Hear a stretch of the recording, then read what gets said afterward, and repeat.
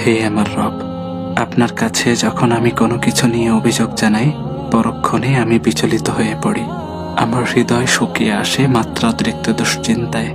আপনার রহমত ছাড়া আমি কতটা অসহায় তা আমি প্রতিটা পদে পদে টের পাই, অনুভব করি।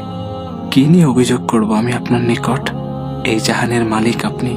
আমাকে যেমন সৃষ্টি করেছেন, তেমনি এই মহাবিশ্বের সবকিছুই আপনার সৃষ্টি। শুনেছি আপনার পছন্দের বান্দার পরীক্ষা নিতে ভালোবাসেন আপনি। আমিও কি আপনার প্রিয়? তাহলে এ সকল দুঃখ, কষ্ট, অভাব, অনটন, ব্যর্থতা, পিছিয়ে পড়া, ভাঙাচোরা জীবন দশা নিয়ে আমি ঠিক কি অভিযোগ জানাবো ইয়া রব?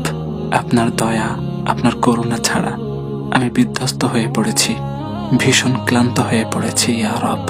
আমি আশ্রয় চাই আপনার নিকট। হে আমার রব, আপনার কাছে যখন আমি কোনো কিছু নিয়ে অভিযোগ জানাই, পরক্ষণে আমি বিচলিত হয়ে পড়ি। আমার হৃদয় শুকিয়ে আসে মাত্রাতিরিক্ত দুশ্চিন্তায়। আপনার রহমত ছাড়া আমি কতটা অসহায় তা আমি প্রতিটা পদে পদে টের পাই, অনুভব করি। কি নিয়ে অভিযোগ করব আমি আপনার নিকট? এই জাহানের মালিক আপনি। আমাকে যেমন সৃষ্টি করেছেন, তেমনি এই মহাবিশ্বের সবকিছুই আপনার সৃষ্টি।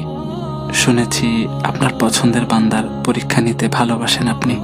আমিও কি আপনার প্রিয়? তাহলে এ সকল দুঃখ, কষ্ট, অভাব, অনটন, ব্যর্থতা, পিছিয়ে পড়া, ভাঙাচোরা জীবন দশা নিয়ে আমি ঠিক কি অভিযোগ জানাবো ইয়া রব? আপনার দয়া, আপনার করুণা ছাড়া আমি বিধ্বস্ত হয়ে পড়েছি, ভীষণ ক্লান্ত হয়ে পড়েছি ইয়া রব। আমি আশ্রয় চাই আপনার নিকট।